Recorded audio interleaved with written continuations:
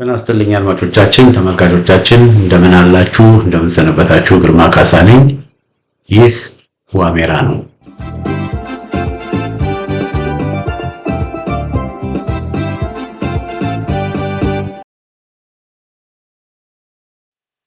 በዛሬው የዋሜራ መርሃ ግብራችን በተለያዩ ርዕሰ ጉዳዮች ላይ እንነጋገራለን። እዚህ ጋር የአሁኑ የ2017 ባጀት ዓመት ለክልሎች የተመደበ ድጋፍ ነው። ለክልሎች የተመደበ ድጋፍ ነው። እዚህ ጋር በ2017 ዓመተ ምህረት ለክልሎች የተመደበ ድጋፍ ነው። አድማጮቻችን፣ ተመልካቾቻችን እና እዚህ ጋር የምናየው እንግዲህ ባንኩን የሚቆጣጠሩት እነማን ናቸው? የሀገሪቷን ኢኮኖሚ ብሔራዊ ባንኩን ባጀቱን የሚቆጣጠሩት እነ ሽመልስ አብዲሳ እና አብይ አህመድ የኦሮሞ ብልጽግናዎች ናቸው። እና እዚህ ጋር የአማራ ክልልና የኦሮሞ ክልል በህዝብ ብዛት ተመጣጣኝ ነው። በህዝብ ብዛት ተመጣጣኝ ነው። እና የስታቲስቲክስ ኤጀንሲን የሚቆጣጠሩት የኦሮሞ ብልጽግናዎች ናቸው።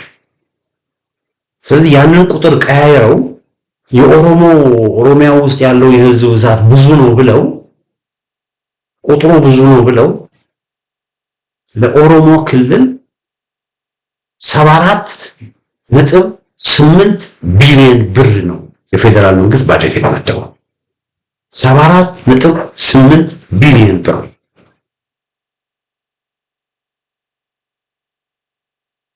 የአማራ ክልል እጥፍ ማለት ይቻላል። እግዚአብሔር ያሳያችሁ። አማራ ክልል 46.9 ቢሊዮን ብር ብቻ። ብዙ ህዝብ ነው ያለው አማራ ክልል። ከኦሮሞ ክልል ካለው ህዝብ በምንም አይተናነስም። ግን ለኦሮሞ ክልል 75 ቢሊዮን ብር እና አብይ አህመድ ሲመድቡ ለአማራ ክልል ግን 46 ቢሊዮን ብር ብቻ ነው የመደቡት። ኦልሞስት ግማሹ በላይ። የአማራ ክልልና የደቡብ ክልል እንደምሯቸው የአማራ ክልልና የደቡብ ክልል ስደምሯቸው ወደ 60 ቢሊዮን ብር ይደርሳል። ለአማራ ክልል የተመደበውና ለደቡብ ክልል ለሚባሉት አሁን 4 ክልል ሆነ የለ እነሱን ሁሉ ጨምረን ለነሱ በሙሉ የተመደቡትን ስናስቀምጥ 60 ቢሊዮን ብር ብቻ ነው።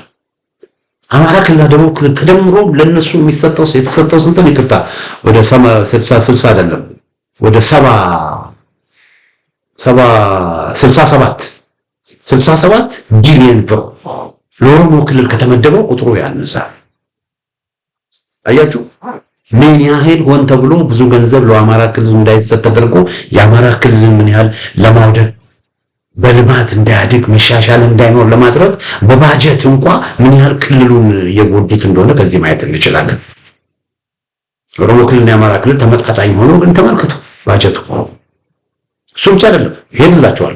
ወደ ትግራይ 13 ቢሊዮን ብር ነው የተመደበላት። ሶማሌ ክልል ግን 21 ቢሊዮን ብር ነው። የህዝብ ብዛት ማን ነው? ሶማሌ ክልል ነው ትግራይ ነው ይላል።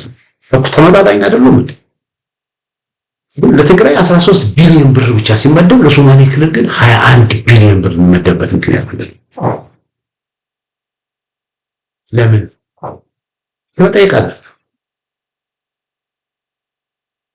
እነዚህ ሰዎች ሰሜኑን የመግደል የሰሜኑን ማህበረሰብ ሴሜቲክ ነው አቢሲኒያን ናቸው ብሎ ሰሜኑን የመግደል የማድሄት በጦርነት የማቆርቆዝ ዓላማና አጀንዳ ይዘው የሚንቀሳቀሱ ስለሆነ እና ያ በሰሜኑ ላይ ያላቸውን ባያዝና ጥላቻ ደግሞ በዚሁ በባጀቱ ውስጥም እንኳን እዚህ መመልከት እንችላለን።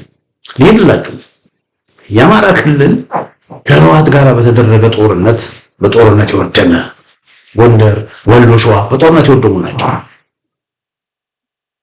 አሁን ደግሞ ከ2 ዓመት በኋላ እንዳለ ጎንደር፣ ጎጃም፣ ወሎ፣ ሸዋ በሙሉ በጦርነት እንደተሰቃየ ከባድ ጦርነቶች እየተደረጉ ያሉበት በትግራይ ኦልሞስት በመቶ ሺዎች የሚቆጠሩ ተፈናቅለው ትግራይ 50 ዓመት ወደ ኋላ ሄደች ናት። እንደውም የፌደራል መንግስቱ ሞር ገንዘብ ለትግራይና ለአማራ ክልል መስጠት ሲገባው መልሶ ለማቋቋም የፈረሱ ክሊኒኮችን የፈረሱ ትምህርት ቤቶችን መልሶ ለማቋቋም ብዙ ድጋፍ እንደውም ወደ አማራ ክልልና ወደ ትግራይ ክልል ማድረስ ሲገባው እንትኑ ቁጥሩን አሳንሶ ኦሮሞ ክልል የአማራ ክልል እጥፍ ደቡብ ክልል፣ ሶማሌ ክልል፣ የትግራይ ክልል እጥፍ ባጀት ሲሰጣቸው ይሄ ኢፍትሃዊነትን ነው የሚያሳየው። ምን ያህል እኔ ብሩን አይደለም እዚህ ጋር ማሳየው፣ ምን ያህል አገዛዙ ሰሜናዊ የሚላቸውን ለመግደል ለማደየት ባዷቸውን ለማስቀረት ምን ያህል እየሰራ እንዳለ ከዚህ ከባጀት ራሱ ማየት ትችላላችሁ። ይሄ የኦሮሞ ኮሚኒኬሽን የኦሮሞ ክልል ምክትል ርዕሰ መስተዳድር የተናገረ ነው። በኦሮሚያ ክልል ከ34922 በላይ ፕሮጀክቶች ተጠናቀቁ ይላል። የኦሮሞ ክልል ምክትል መስተዳድር ለፕሮጀክቶቹ ከ200 ቢሊዮን ብር በላይ ወጪ መደረጉን የኦሮሚያ ክልል ምክትል ርዕሰ መስተዳድር አወሎ አብዶ ለመገናኛ ብዙሃን በሰጡት መግለጫ አስታውቀዋል። በመንግስት በህብረተሰብ ተሳትፎና በአጋር አካላት ትብብር ፕሮጀክቶቹ መጠናቀቃቸውን ገልጸዋል። ፕሮጀክቶቹ በሁለት ዙር እንደሚመረቁ ጠቁመው ከዚህ ሳምንት ጀምሮ እስከ ሰኔ 30 የመጀመሪያው ዙር እንዲሁም እስከ ሐምሌ አጋማሽ ሁለተኛው ዙር ምረቃ ተከናውኖ አገልግሎት እንደሚጀምር አብራርተዋል። በዚህም ከ44 ሚሊዮን በላይ ዜጎች ተጠቃሚ እንደሚሆኑ አስረድተዋል። በኦሮሞ ክልል ያሉ ዜጎች ተጠቃሚ ይሆናሉ። እንግዲህ የኦሮሞ ክልል የሚባሉትን በዚህ መልኩ እያለሙ ነው። አርሲ፣ ባሌ፣ ወዘተ ጅማ እየለሙ ነው፣ እያደጉ ነው። በትግራይ ግን ድህነት፣ ረሃብ፣ ጦርነት፣ የጦርነት ስጋት የትግራይ ህዝብ ወደ ኤርትራ፣ ወደ ጎንደር፣ ወደ ወሎ እንደ ልቡ እንዳይንቀሳቀስ፣ እንደ ልቡ እንዳይሰራ፣ እንደ ልቡ ኢንቨስት እንዳያደርግ እየተደረገ ያለበት ሁኔታ ነው ያለው። እንደ ልቡ እንዳይንቀሳቀስ እየተደረገ ያለበት ሁኔታ ነው ያለው።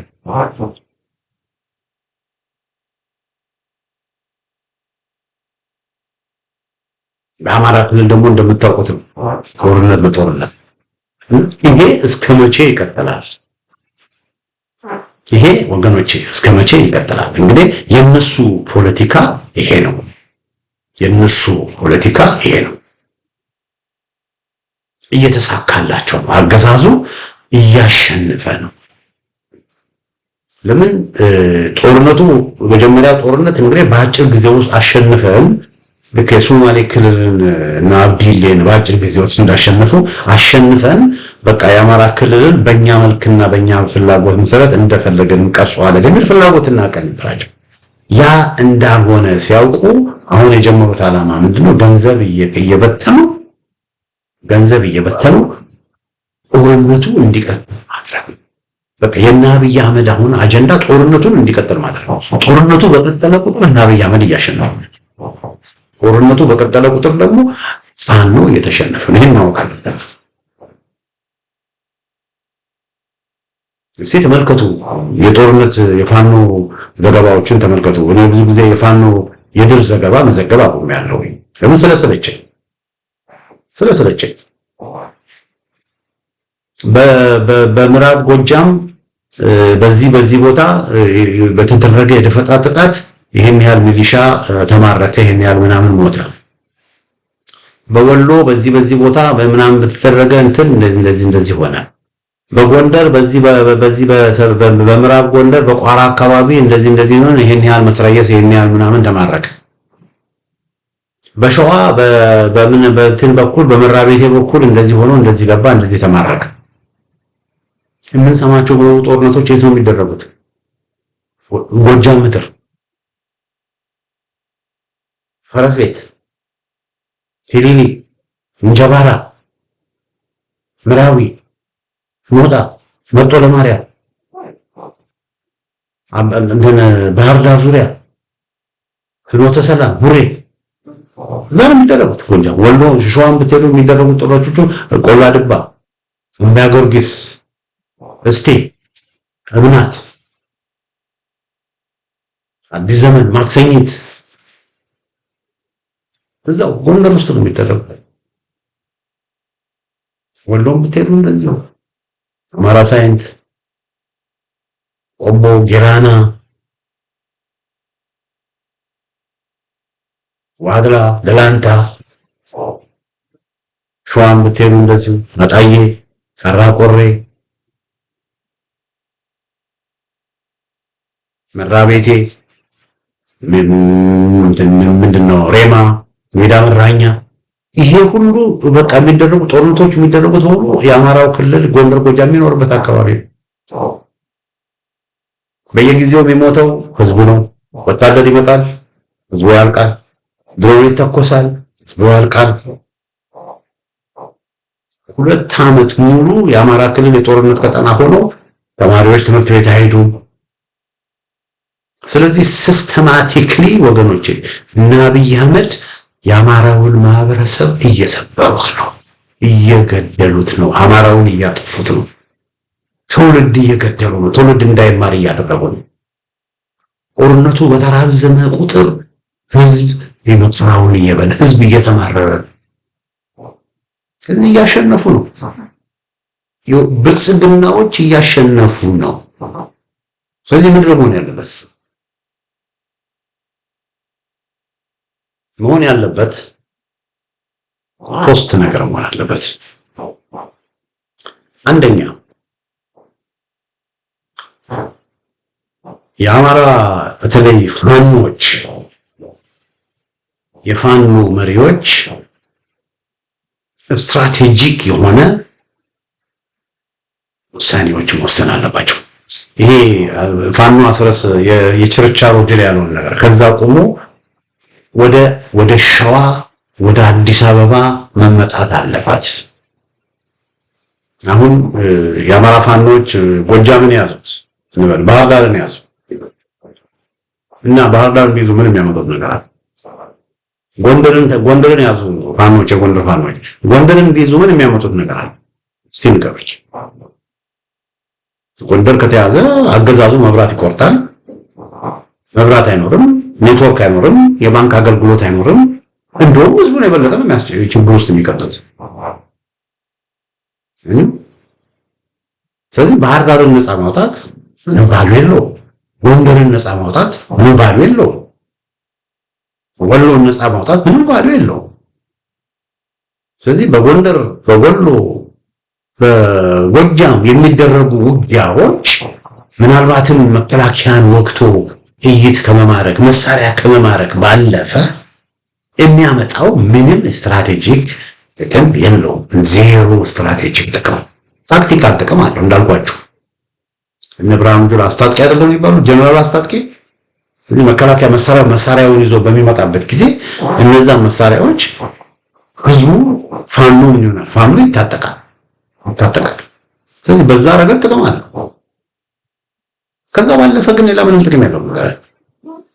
ቅድም አንብቤላችኋለሁ። ሽመልስ አብዲሳ በዛው ከአባይን ተሻግሮ እስካልመጡ ድረስ ለምን በምድር ላይ የሚደርሰው ነገር በሙሉ እነሱ ላይ አይደርስም? እኛ ግድ አይሰጠንም ነው ያለው።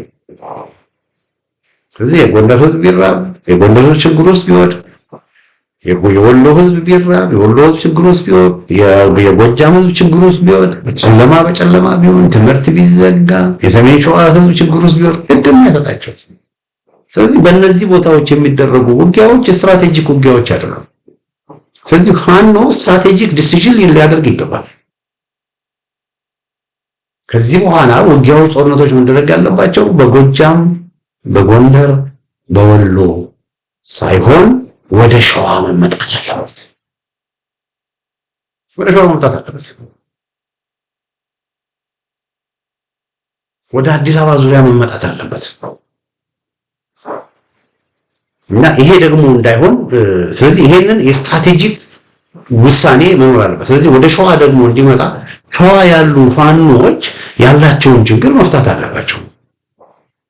ስለዚህ አሁን ይሄ በአማራ ፋኖ ዘንድ ስትራቴጂክ የሆነ እንቅስቃሴ እንዳይኖር እንቅፋት እየሆኑ ያሉ ኃይሎች አሉ። እነሱም እነ እስክንድር ነጋ ናቸው። እነ እስክንድር ነጋ ሸዋ ያለው የፋኖ እንቅስቃሴ እንዲተራመስ አድርገዋል።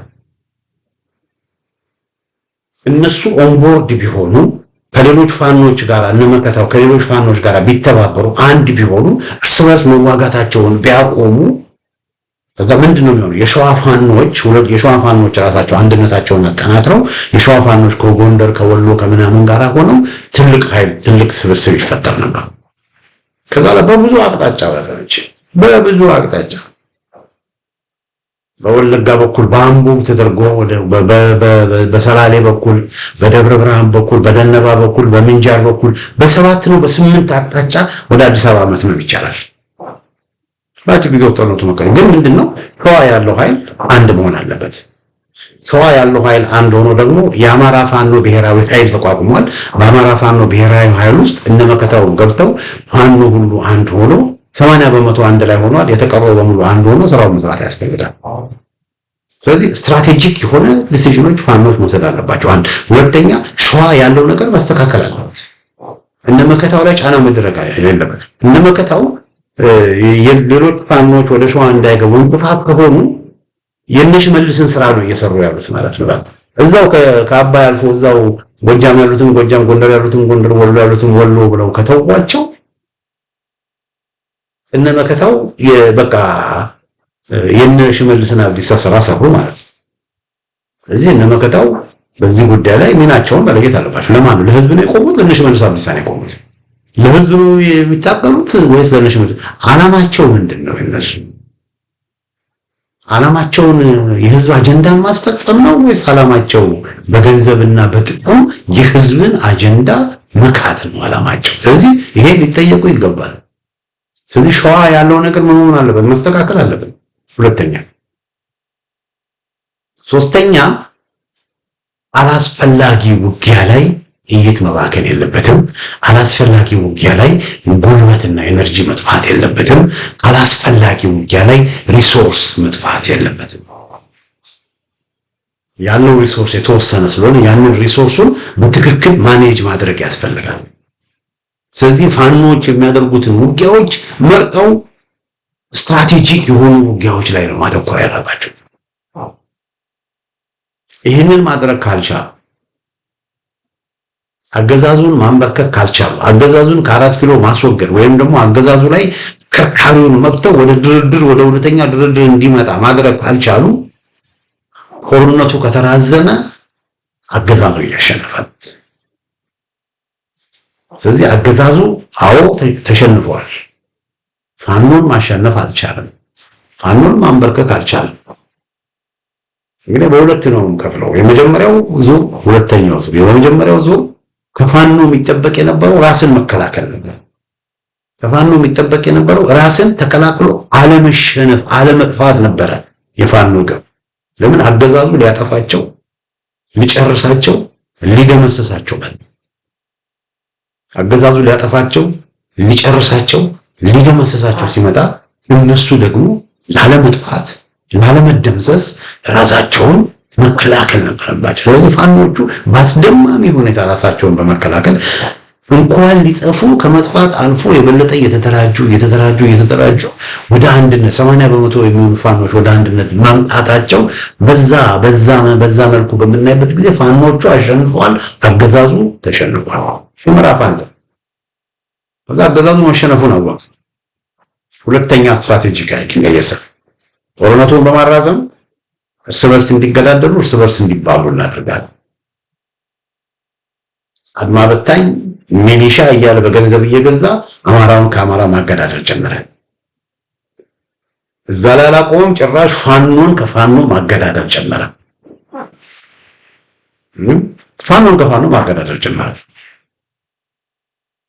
እኔ ከአንድ ዓመት በፊት ከሁለት ዓመት በፊት እነ መከታው ማሞ እርስ በርስ ይገዳደላሉ ብዬ አስቤ አላውቅም ነበር። ሸዋ ውስጥ አሁን እያየን ያለነው መገዳደል ይኖራል ብዬ ጠብቄ አላውቅም ነበር። ግን ያው እያየን ነው። አገዛዙ በዛ ስታዩ በቃ ቁጭ ብሎ በቃ አሁን ሬማ ለምሳሌ ሚዳ የምትባል ወረዳ አለች ረመራ ቤት ያውራጃ ውስጥ አሁን እዛ አካባቢ የቀስተነ ብርጌድ ነበር እዛ የነበረው የአጼ ዳዊት ክፍለ ጦር የቀስተነ ብርጌድ ነበር እና የቀስተነ ብርጌድ እነ መከታው ማሞን የሸዋ ፋኖችን አንድ ስላላደረጉ አንድ ታዘዝም ማለት ለምን ሸዋን አንድ ማታደርጉ ከሆነ ህዝብን ማታከብሩ ሰራዊትን ማታከብሩ ከሆነ እኛ በእናንተ ስራ አንሄድም ማለት እዚህ ጊዜ እነ መከታው የራምቦ ክፍለ ጦር የሚባል ክፍለ ጦር ወደ ሬማ ላኩ እና በሁለቱ በሸዋ ጠቅላይ ግዛት ውስጥ ባሉ ሁለት ፋኖ አደረጃጀቶች በአጼ ዳዊት ክፍለ ጦር የቀስተነ ብርጌድና በራምቦ ክፍለ ጦር መካከል ውጊያ ተደረገ። ከዛ እነዚህ ከራምቦ ክፍለ ጦር ጠንካራ ኃይል ብዛት ኖሯቸው ስለመጡ በቀላሉ እነዛን ገፍተው እነዛ የተወሰኑት ሞቱ፣ የተወሰኑት ተማረኩ፣ የተወሰኑ ሸሹ፣ የተወሰኑ ጥለው ቤተሰቦቻቸው በቃ ፋኖን ትግል ጥለው ሄዱ። ጠንካራ እዛ አካባቢ አገዛዙን ገትራ የያዘች ጠንካራ ብርጌድ የቀስተን ብርጌድ ምን ሆነች? ተበተነች። ከዛ በኋላ ምን ሆነ? አገዛዙ ይሄንን ከዳር ሆኖ ይመለከታል። እያችሁ ከዳር ሆኖ ይመለከታል። ሬማ ውስጥ እየሆነ ያለውን ነገር ከዳር ሆኖ ተመለከተና መጨረሻ ላይ አየር ወለድ ላከና እነ ራምቦዎችም ደግሞ ተዳክመው ስለነበረ በዛ ላይ ደግሞ ያሉበት ቦታ ከሸዋሮቢት አካባቢ ከደብረሲና አካባቢ ስለሆነ ከይፋት ስለሆነ ወደ መራቤቴ የመጡት ወደ ሬማ የመጡት አካባቢውንም ስለማያውቁ ጂኦግራፊውንም ስለማያውቁ ከቀስተን ብርጌድ ጋር ደግሞ ባደረጉትም ደግሞ በህዝብ ጋር ስለተጣሉ ህዝብ በሮንም ስለዘጋባቸው ብቻቸውን ስለነበሩ አገዛዙን ያንን አይቶ መጣ። ብዙ ጉዳት ራምቦ ክፍለ ጦር ደረሰ። እዛ ራምቦ ክፍለ ጦሮች ብዙዎቹ ጥለው ያን አካባቢ ጥለው ሄዱ። ስለዚህ ሬማን አገዛዙ መጣና ቦታውን ያዘ። ተዋግቶ አይደለም አገዛዙ ያዘው። ያን አካባቢ የሚያውቁ የነበሩ ፋኖችን ሌሎች ፋኖች መተው ነው ያስነሷቸው። ስለዚህ አገዛዙ ቁጭ ብሎ በቃ በፋኖ መካከል በተለይ በሸዋ እየሆነ ባለው ነገር አገዛዙ እየተደሰተ ያለበት ሁኔታ ነው ያለው። ስለዚህ ያ መቆም አለበት። አሁንም ይሄ ጦርነት የሚቀጥል ከሆነ እውነቴን ነው የምላችሁ በጣም የፋኖ ትግል ይቀለበሳል። የፋኖ ትግል አይቀለበስም ብላችሁ የምትሉ ሰዎች ካላችሁ በጣም ተሳስታችሁ። የፋኖ ትግል ይሄ ላለፉት 2 ዓመት የነበረው ትግል ያለምንም ጥርጥር ይቀለበሳል። ጦርነቱን ወደ ኦሮሞ ክልል ማስገባት ካልተቻለ፣ ጦርነቱን ወደ አዲስ አበባ ዙሪያ ማምጣት ካልተቻለ፣ የፋኖች እዛው ጎንደር የሚዋጋው በቃ እንደ በቃ ይሄ የዘመነ መሳፍንት ጊዜ በቃ እዛው ውጊያው ጎንደር፣ ውጊያው ወሎ፣ ውጊያው ጎጃም ከሆነ የትም አይደርስም። ልንገራችሁ፣ ነገርኳችሁ እኮ ጎጃም፣ ወሎ፣ ጎንደር እነዚህ 3ቱ ክፍለ ሀገር እንኳን ሙሉ ለሙሉ ፋኖ ነፃ ቢያወጣቸው እነዚህ 3ቱን እንኳን ፋኖ ነፃ ቢያወጣቸው ኢቭን የአማራ ክልል ይሄ አማራ ክልል የሚባለውንም እንኳን ፋኖ ሙሉ ለሙሉ ነፃ ቢያወጣ ወገኖቼ አገዛዙ ከአዲስ አበባ መብራት ይቆርጣል። ትግራይን እንዳደረገው መብራት ይቆርጣል፣ ኔትወርክ ይቆርጣል። ዳታ የለ፣ ኮሙኒኬሽን የለ፣ የባንክ አገልግሎት የለ፣ ምንም ነገር አይኖርም። ምንድነው የሚደረገው? ስለዚህ ይሄ የፋኖ ትግል ትኩረቱ ስትራቴጂካዊ በሆነ መንገድ መቃኘት አለበት እና ይሄንን ነው እንግዲህ ለማለት የምፈልገው። አገዛዙ የተሸነፈ ነው ወይ? አዎ አገዛዙ ተሸንፏል። ግን አገዛዙ ደግሞ እያሸነፈም ነው። አገዛዙ ምን እያደረገ ነው? እያሸነፈም ነው። ግን አድማጮቻችን፣ ተመልካቾቻችን አገዛዙ እየተሸነፈም ነው እያሸነፈም ነው በሚል ርዕስ ያዘጋጀው ዝግጅት ይመስላል። በሌላ ጊዜ በተመሳሳይ ፕሮግራም እስክንገናኝ ደህና ሁኑ።